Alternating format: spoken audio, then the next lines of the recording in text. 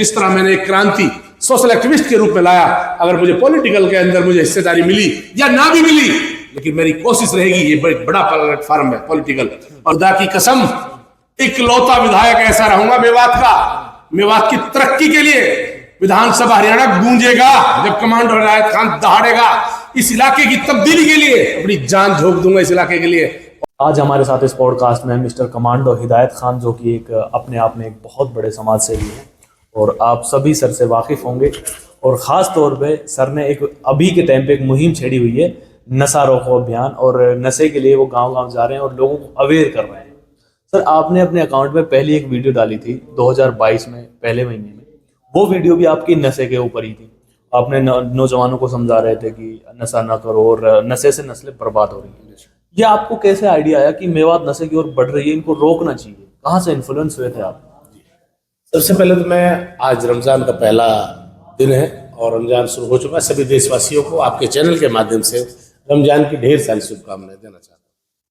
मैं आपको बता दूं, मैं 2003 के ट्रेनिंग के बाद 2005 में मेरी first posting chief minister of Punjab captain Amarinder साहब के साथ मेरी हुई, जो पटियाला न्यू मोती बाग में थे।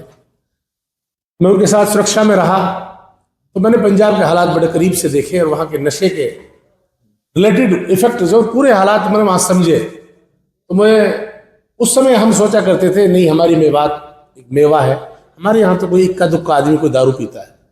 ऐसा कोई ख्यालात नहीं थे कि मेवात के हालात पंजाब जैसे होंगे या पंजाब से भी बदतर होंगे। तो मैं आपको बता दूं, पिछले काफ़ी दिनों से मैं कश्मीर जब पोस्टेड था तो ये बिल्कुल दिन पे दिन नई नई रिपोर्ट्स आने लगी। मेवात के लोग, हमारे मेवात के नौजवान गांजा, स्मैक, अनेकों प्रकार के नशे में जुड़ने लगे और धीरे धीरे उस समाज के अंदर एक मैसेज जाने लगा जो एक बर्बादी का कगार साबित हो रहा था। तो एक दर्द महसूस हुआ, एक घुटन महसूस हुआ। मैं 31 जुलाई 2023 को वॉलंटरी रिटायरमेंट लिया। उससे पहले सोचा कि क्यों ना इस नशे की मुहिम को एक बार ऑन ड्यूटी ही चालू किया जाए। तो जनवरी का महीना था, 2023 का वाक्य है। सर्व समाज के लोगों से चिंतन मंथन करते हैं, समाज के बुद्धिजीवी लोगों से बात करता हूं, फिर समाज के लोग गांधी पार्क में इकट्ठा होते हैं और इकट्ठा होकर ये तय करते हैं कि आखिर इस बढ़ते नशे को कैसे रोका जाए।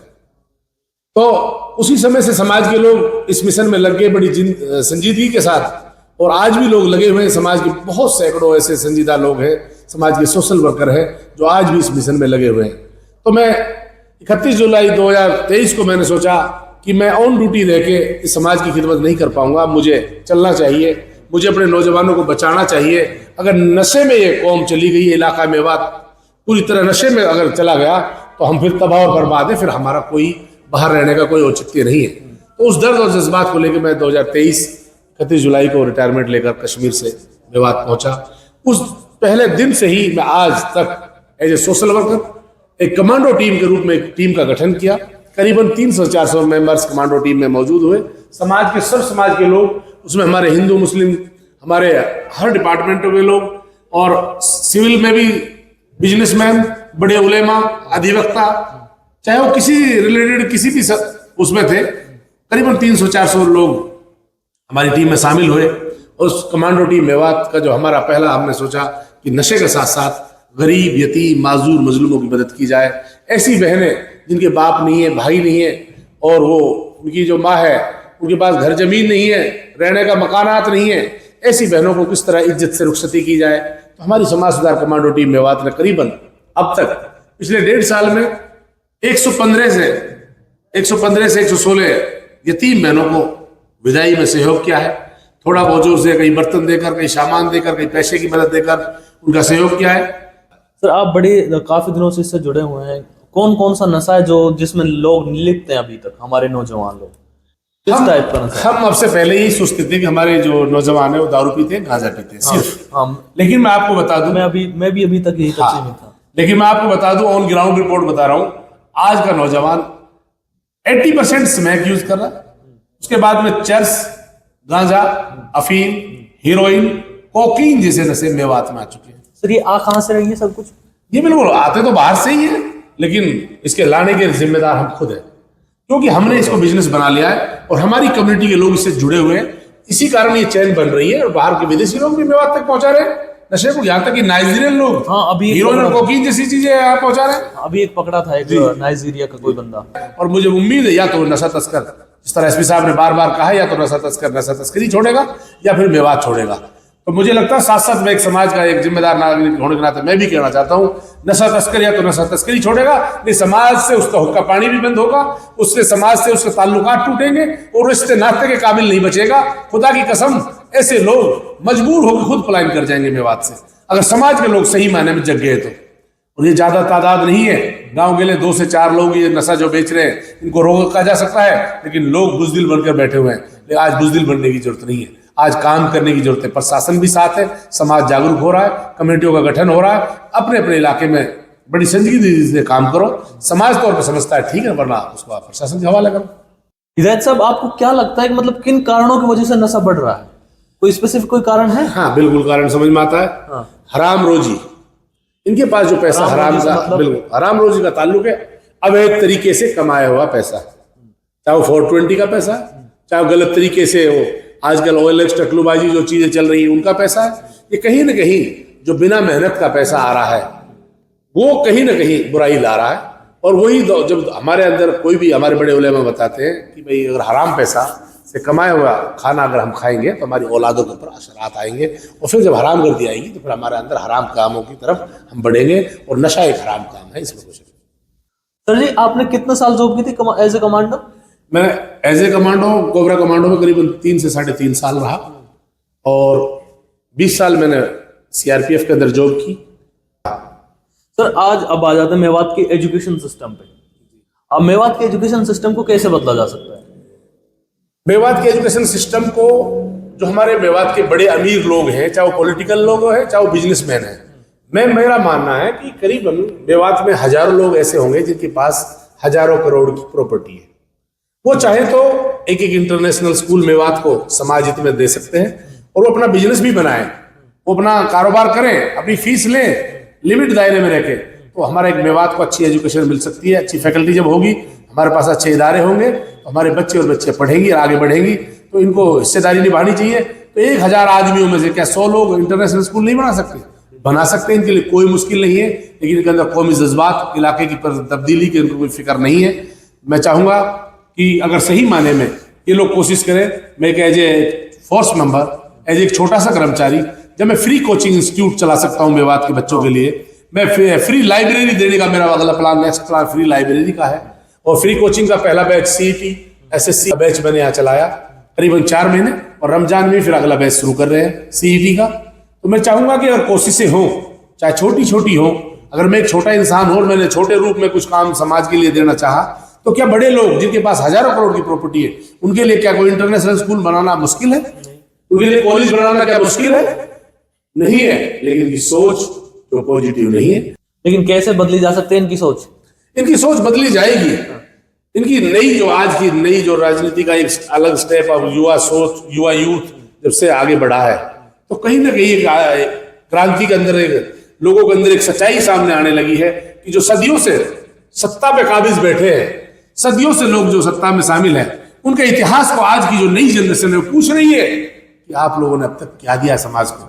आज की जो जनरेशन सवाल कर रही है कि आपने हमारी कम्युनिटी को, हमारे इलाका मेवात की 36 बरादरी को उत्थान के लिए क्या किया है। चाहे उसको सरकार पर डिपेंडेंट चीजें, कोशिशें नहीं होती। सरकार के अलावा तुमने अपने लेवल पर अपने परिवारों को बनाया, अपने घरों को बनाया, तुम लोगों ने इतनी बड़ी तरक्की की, तुम्हारे सदियों से सत्ता में हिस्सेदारी रही, तुमने आखिर क्या दिया है? अगर गौर से और फिक्र की जाए तो इन्होंने उल्टा उनको बिजनेस का अड्डा बना दिया। अगर कोई है भी इनके पास जो छोटा मोटा इदारा है, उन पे कोई सही फैकल्टीज नहीं दे पाए और उल्टा उनको फ्लॉप किया है। बहुत गहराई की बातें हैं और बहुत सोचना चाहिए। एजुकेशन पर काम करने की जरूरत है। और जब सत्ता बदलेगी, सिस्टम बदलेगा, नया युग का एक दौर आएगा और एक अच्छी सोच के जो समाज हित के लोग हैं, समाज में करती पॉजिटिव सोच रखते हैं, समाज की भलाई के लिए जो 24 घंटा काम करना चाहते हैं, जिनके अंदर कौमी दर्द है, इलाका है, मेवात का दर्द है, ऐसे लोग जब सत्ता के अंदर हिस्सेदारी मिलेगी, निर्दलीय MLA जब बनेंगे, तो मुझे उम्मीद है कि वो पार्टियां, कोई भी पार्टी उसको एक्सेप्ट करेगी, उसके मिशन को एक्सेप्ट करेगी। सर, ये मेवात में क्या परिवारवाद चल रहा है पॉलिटिक्स में? ये सदियों से चला आ रहा था, लेकिन अब मुझे लगता है कि अब बदलाव की तरफ बढ़ रहा है। बदलाव की तरफ बढ़ रहा है। जैसे एग्जाम्पल के आप तौर पर देख सकते हो, हमारे दो परिवार तो बड़े परिवार ऑलरेडी है ही, हमारे मरहूम चौधरी खुर्शीद साहब और मरहूम चौधरी तैयब हुसैन साहब, और उसके बाद में अगर मरहूम चौधरी शकरुल्लाह साहब और अपने आज़ाद मोहम्मद डिप्टी स्पीकर साहब, अगर उनकी अभी आप ग्राउंड में एक बार नजर मार के देखिए आज उनकी दशा और दिशा क्या है, वो सबके समझ में आने लगी है। और एक नई जनरेशन, जो नए लोग, नए समाज के लोग के अंदर एक एक्टिविटी बढ़ी है। मुझे लगता है 2029 में कुछ नए चेहरे होंगे, नया समाज होगा, नई राजनीति होगी। सत्ता पे बात चली है तो सर सत्ता पे थोड़ी बात हो जाए। सर जी 2029 में आप भी राजनीति में आ रहे हैं? मैं बिल्कुल 2029 नहीं, मैं 2024 से आ चुका हूँ। आप देख सकते हो ये मेरा कार्यालय है, और बहन कुमारी शैलजा जी को मैंने आइडियल मानकर मैंने कांग्रेस पार्टी को, उसकी विचारधारा को समझा और उसको मैंने ज्वाइन किया। कुमारी शैलजा से कैसे मिलेगा? कुमारी शैलजा जी मैं इनके विचारों से बड़ा प्रभावित था। और भाई मैं पॉलिटिकल के लोग, जब आप समझते हो कि ऐसे आइडियल लोगों के आदमी, जो अच्छी आइडियल्स होते हैं उनके आदमी सुनता है, समझता है, परखता है, तो कुमारी शैलजा जी को बिल्कुल बहुत करीब से समझा। तो फिर पिछले दिनों मार्च के अंदर 2024 को मेरे दोस्त थे कुलदीप गुजर, जो सोना यूथ कांग्रेस के युवा नेता है, तो वो मेरे अच्छे करीबी दोस्त हैं। और भी मेरे बहुत से साथी हैं, तो डिस्कस की कि क्यों ना, वो साथी कहा कि भाई सोशल वर्क तो आप करते ही हो, समाज के लिए काम करते हो, कि आप जैसे लोग जो ईमानदार लोग हैं क्यों नहीं पॉलिटिकल में आते। तो मुझे भी ऐसा लगा कि कहीं ना कहीं लोग किसी गुटबाजी की वजह से कहीं ना कहीं एक ही प्लेटफॉर्म पे सभी पूरा मेवात के लोग खचाखच भरे हुए हैं और एक दूसरे की टांग खिंचाई में लगे हुए हैं। तो मैंने एक नया सोचा कि मैं कुछ नया तरह से और नया आइडियल और अच्छे आइडियल के साथ मैं आगे कांग्रेस की विचारधारा में शामिल हूँ। तो मैं कुमारी शैलजा जी का आइडियल समझ में आ गया। अच्छा, आप किन मुद्दों को लेकर के मेवात में चुनाव लड़ने, क्या नया दिखाओगे आप लोगों को? क्या नई लाओगे? क्या वादा करोगे? आप वादा करोगे या फिर उनको पूरा भी करोगे? मैं आपसे आपके प्लेटफॉर्म के माध्यम से कहना चाहता हूँ, कमांडो के अंदर, ब्लड के अंदर मेवात के प्रति हित ऐसी है। मेरे खून के अंदर एक सोच है, मैं इलाके से करता हूँ मोहब्बत। मैं एक सोशल वर्कर के रूप में जब इतनी बड़ी क्रांति लाने की मादा रखता हूँ, मैंने आपको बताया मेरे पीछे कारगुजारी, बिल्कुल 1-1.5 साल के अंदर 150 बहनों, ये गरीब, यतीम, माजूम, मजलूमों के दर्द को बांटा, 2 ब्लड डोनेशन कैंप लगाए, समाज के अंदर जागरूक किया, नशे के ऊपर आज जन आंदोलन के रूप में आज उतरे हुए हैं, समाज के दर्द को अपना दर्द समझते हैं। तो मुझे उम्मीद है तब्दीली नहीं, पूरे इलाका को एक एतमाद होगा कमांडो पर, और पूरा इलाका मेरे साथ होगा। मैं अपने इलाके के लिए एजुकेशन की क्रांति लाकर रख दूंगा। एजुकेशन में बड़े लेवल पर मैं अपने मेवात को आगे लेकर चलूंगा। जब कलम की पावर आएगी तो इंशाल्लाह मेरा हर मुस्तकबिल कुछ अच्छा लिखेगा और मेरा आने वाला मुस्तकबिल मजबूत होगा। नौजवान पीढ़ी आगे बढ़ेगी, ये मेरी कोशिश रहेगी हर संभव, और मेरा इलाका मेरे पर एतमाद करता है। मुझे उम्मीद है कि 2029 में हम परचम लहराएंगे और 2029 में राजनीति में एक अलग हिस्सेदारी होगी और राजनीति में एक अलग सिस्टम हम समाज को जगाएंगे कि ठीक था कि इस बार का जो माहौल था ये कांग्रेस के हक में था, इसमें कोई दौरा नहीं, कांग्रेस के हक में पूरी तरह से था। ये क्या कमियां रही वो समाज समझ सकता है। इलाके के अंदर हरियाणा बहुत बड़ा है, हरियाणा राज्य के अंदर अलग अलग कम्युनिटी के बिहाफ पे कहीं ना कोई ऐसा कोई फर्क पड़ा जिससे कांग्रेस को नुकसान उठाना पड़ा, वरना कांग्रेस की सरकार आ रही थी और एक माहौल था और हमें उम्मीद थी। इसीलिए मैंने कांग्रेस पार्टी के अंदर ये सोचा कि मुझे किसी न किसी हाल में इस विचारधारा में, क्योंकि हम मेवात वाले हैं, हमारी विचारधारा तकरीबन 90% कांग्रेस के साथ मिलती है। ठीक है सर जी, हम ज्यादा हरियाणा पे ना जाएंगे, हम मेवात पे बात करेंगे क्योंकि ऑलरेडी हरियाणा हमसे बहुत आगे है और हम मेवात में बैठे हैं और कितने पिछड़े हुए हैं ये आपसे हमें बताने की जरूरत नहीं है, आपको और इनको बताने की जरूरत नहीं है। जहां उनकी फर्टिलिटी रेट 24,000 कुछ है, वहां हमारा 8,000 है, तो आप देख सकते हैं कितनी आगे हैं वो हमसे। तो हम मेवात पे बात करेंगे। अब मेवात में पॉलिटिक्स में किस तरीके का बदलाव लाओगे? नॉर्मली जो वादे करते हैं लोग, सब लोग वादा करते हैं, बहुत अच्छे से सब लोग वादा करना जानते हैं, यहाँ के इमोशनल बातें करना बहुत लोग जानते हैं यहाँ के। क्या मेवात की जनता को इमोशनल ही करते रहोगे या फिर कुछ वादों को पूरा भी करोगे? मैं और आप पे कैसे भरोसा कर लें ये बता। ये मैं आपको बिल्कुल बेबाक सवाल है और ऐसा होना चाहिए। मुझ पे इसलिए भरोसा करेगी कम्युनिटी कि आज मैं अपने इलाके के अंदर मेवात की 36 बिरादरी के दर्द को डे दिन से ही, जिस दिन से मैं एक वॉलंटियर रिटायरमेंट लेकर आया, डे दिन से ही एज ए सोशल एक्टिविस्ट के रूप में मैंने अपना किरदार बखूबी निभाया। मैंने मार्च 2024 में ज्वाइन किया, मैं जुलाई 2023 में पेंशन आया।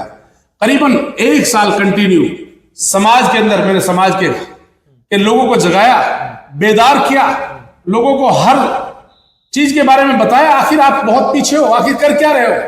तो मैंने लोकसभा चुनाव से पहले जब कांग्रेस पार्टी को ज्वाइन किया तो यहाँ पर राज बब्बर जी ने चुनाव लड़ा, कंधे से कंधा मिला के राज बब्बर जी के साथ रहा, पूरी टीम के साथ, और उतनी बखूबी मेहनत की। विधायक तो अपनी जगह करते ही हैं, लेकिन कमांडो हिदायत खान ने अपनी बखूबी जिम्मेदारी निभाई और समाज को जगाया और कहा कि लोकसभा में इसको पार्लियामेंट में जिताकर भेजो।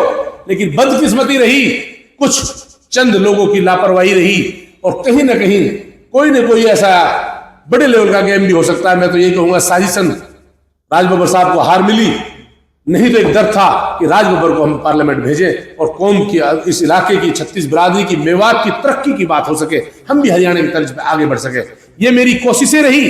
अब से पहले जो मैंने सारी आपको बताई, आज आप अपडेट ले सकते हो, समाज समझ सकता है, समाज मेरे को जानता है, पहचानता है। मेरे खून के अंदर 100% सच्चाई है। मैं कौम, इलाका, मेवात के प्रति एक दर्द रखता हूं, एक जज्बात रखता हूं, और मुझे उम्मीद है जिस तरह मैंने एक क्रांति सोशल एक्टिविस्ट के रूप में लाया, अगर मुझे पॉलिटिकल के अंदर मुझे हिस्सेदारी मिली या ना भी मिली, लेकिन मेरी कोशिश रहेगी, ये बड़ा प्लेटफॉर्म है पॉलिटिकल, और बड़े प्लेटफॉर्म पर रहकर अगर मुझे मौका मिला, मैं अपने मेवात को हरियाणा के तर्ज पे अव्वल लेकर जाऊंगा, मैं पिछड़ा नहीं छोड़ूंगा मेवात। इसमें कोई डाउट नहीं है कि सर आप हर मेवाती में, जो भी कहीं भी मेवात में कोई समाज सुधार का कोई कार्य होता है, चाहे वो नशे के ऊपर हो, चाहे वो एजुकेशन के ऊपर हो, चाहे वो हेल्थ केयर के ऊपर हो, आप हर जगह बढ़ चढ़कर हिस्सा लेते हैं। हमें ये तो देखने को नहीं मिलेगा कि अगर आप पॉलिटिक्स में आए और आपको अच्छी खासी जीत मिलती है, आप उसके बाद हमें दिखाई नहीं दो।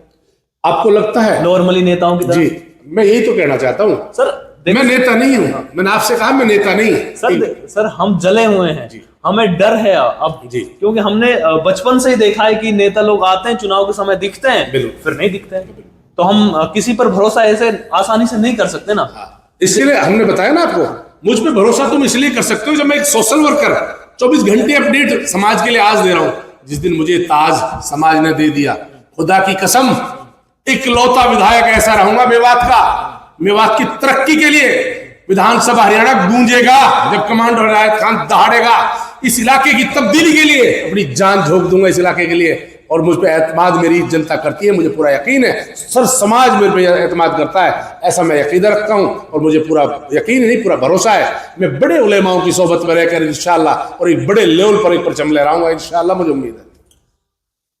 बिल्कुल सर, इसमें तो कोई डाउट नहीं है कि हमारी विधानसभा गूंजेगी आपकी आवाज से, क्योंकि ये पूरा का पूरा हॉल गूंज रहा है, और अल्लाह ने चाहे तो एक दिन विधानसभा को भी आप गूंजाएंगे, अगर आप इसी तरीके से नक्शे कदम पर चलते रहे तो। सर जी, अगला, आज के टाइम में मेवात की पॉलिटिक्स में आपको अच्छा चेहरा कौन लगता है? देखो, अगर बात करें पॉलिटिकल चेहरे की, मैं तो ये कहूंगा कि इन्होंने खड्डे में डाल दिया है, और कमी किसी ने नहीं छोड़ी, और कसूरवार हैं। मुझे लगता नहीं कि ये कहीं ना कहीं हमें आगे ले जाने की कोशिश करेंगे। और बात करता हूं मैं पॉलिटिकल चेहरों की, नया चेहरा ऐसा मुझे चेहरा नहीं लगा। आखिर है तो उन्हीं परिवारों से, उन्हीं खानदानों से, उन्हीं की औलाद है। पॉलिटिकल में एक इकलौता मम्मन आया, लेकिन मम्मन की भी आपको, जो हमारी पार्टी कांग्रेस में जैसा बेबाक से वो है, एक अकेला वो एक चेहरा है, लेकिन वो कहीं ना कहीं वो भी एक राजनीति का शिकार हो गए। कहीं ना कहीं उसकी आड़ में बीजेपी को जीतने का मौका मिला। आप उन सभी लोगों की कटाक्ष कर रहे हैं जिनकी आपने खुद चुनाव के समय में रैलियों में शामिल हुए थे, आप जिनकी आपने सपोर्ट की थी, और आज आप उनके लिए ही बोल रहे हैं कि वो चेहरा अच्छा नहीं है। हाँ, उसी समाज से मैं अभी भी कह रहा हूं, मैं कांग्रेस पार्टी का एक सच्चा कार्यकर्ता हूं, एक सच्चा सिपाही हूं। आपको पता है कि जब इलाके के लिए, जब राज बब्बर साहब यहाँ पर आए, जब उसके साथ मैं दिलो जान से रहा, वहां पर काम किया, तो मेरी जिम्मेदारी और नैतिक जिम्मेदारी बढ़ती थी कि मैं पार्टी ज्वाइन की, और मैंने टिकट मांगने की कोशिश की। लेकिन मुझे पहले डायरेक्शन मिल चुकी थी कि अभी आपने ज्वाइन किया है, आप एक मैनिफेस्टो को समझते हुए, आज के प्रोटोकॉल को, पार्टी के प्रोटोकॉल को समझते हुए, कमांडो साहब, कांग्रेस पार्टी की विचारधारा आपको ये कहती है कि आप अभी और मेहनत करें, आपको मौका मिलेगा, आप जिसको भी हम प्रतिनिधित्व चुने आप उसके साथ रहे। लेकिन जब मैंने देखा कि मेरा कांग्रेस का चौधरी आफ्ताब अहमद जी ऑलरेडी पहले से भी बड़े घराने से, पूरी राजनीति में उनकी हिस्सेदारी 100 साल से रही है, और एक माहौल था कि भाई कांग्रेस पार्टी आ रही है, तो आप समझ सकते हो एक पार्टी का सच्चा सिपाही क्या डिसीजन लेगा। पार्टी के सच्चे सिपाही के नाते, पार्टी के नाते एक ईमानदारी के साथ चौधरी आफ्ताब अहमद का सच्चे दिल से साथ दिया, और ये उम्मीद थी कि मैं हाथ पकड़ के काम कराऊंगा। लेकिन बदकिस्मती रही, सत्ता नहीं आई, सरकार नहीं आई।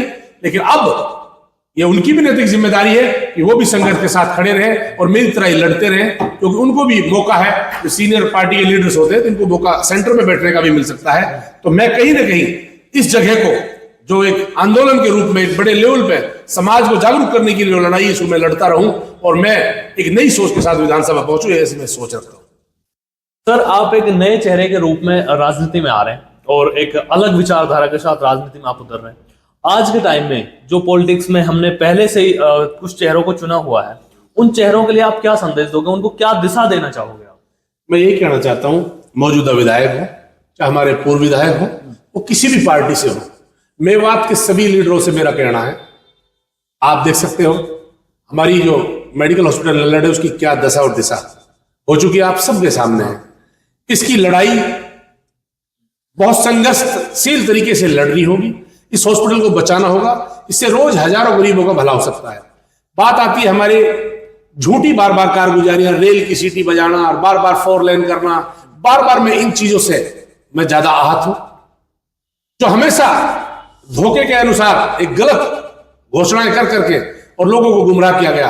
आखिर कब तक इन पे काम शुरू होगा, ये बार बार कहा, इन जन आंदोलनों को ताजा रखें, आवाज उठाते रहे, लड़ाई लड़ते रहे मुकम्मल। और अब बहुत हो चुकी गंदी राजनीति, अब खुदा के वास्ते तुम चाहे सत्ता में हो चाहे विपक्ष में हो, तुम सबको एक अच्छी सोच के साथ मेवात की तरक्की के लिए बुलंद आवाज एक साथ मिलकर खड़े होते हो, तो मैं आज भी स्वागत करता हूं ऐसे लोगों का। लेकिन कहीं ना कहीं इन सब चीजों से मैं आहत हूं और कहीं ना कहीं मुझे ऐसा लगता है कि इनके बस की अब लड़ाई लड़ना नहीं रहा। कहीं ना कहीं ये लड़ाई कमांडो हिदायत खान और नई सोच के लोग अब आगे आएंगे और इस लड़ाई को लड़ेंगे। बहुत सदियां बीत चुकी, अब अकीदे का भी समय होता है। मैं यही कहना चाहता हूं कि मौजूदा विधायक को भी दिल खोल के लड़ना चाहिए, उस पर सत्ता ने यकीन जमाया, समाज ने जमाया, और जो विपक्ष में हारे हुए हैं उनको भी सोचना चाहिए कि तुम्हें सत्ता की मलाई मिलती तो तुम काम करते, आज सत्ता में तुम चमचागिरी कर रहे हो, आज सत्ता से तुम जुड़े हुए हो, आज सत्ता के साथ तुम बराबर टच हो, तो मैं खुदा के वास्ते आज पूरे इलाका मेवात के लिए कुछ करना चाहिए, ऐसा मैं उम्मीद करता हूँ। थैंक यू सर, आपने इतना टाइम दिया हमें और बहुत खूब सारी बातें बताई, राजनीति में हमने डिस्कस किया और कमांडो साहब की बातों में हमें लगा कि थोड़ा दम है, और वैसे भी कमांडो हैं, आवाज में भी दम है, बातों में भी दम है। और देखते हैं कमांडो साहब की जो राजनीति है 2029 में हमें वो देखने को मिलेंगे कि नए चेहरे के रूप में, और युवाओं को एक अलग दिशा देंगे। और 2029 के बाद हम कमांडो साहब के काम को देखेंगे और मेवात में किस तरीके डेवलपमेंट होते हैं, कमांडो साहब को भी हम एक बार जरूर 2029 से पहले हम आपको मुकाम हासिल करके दिखा देंगे, अपने जन आंदोलन के रूप में ये दिखा देंगे 2029 तक समाज कितनी आगे हम लेके जा चुके हैं। सर, हमें इस चीज का इंतजार रहेगा। जी इंशाल्लाह जरूर। Thank you sir.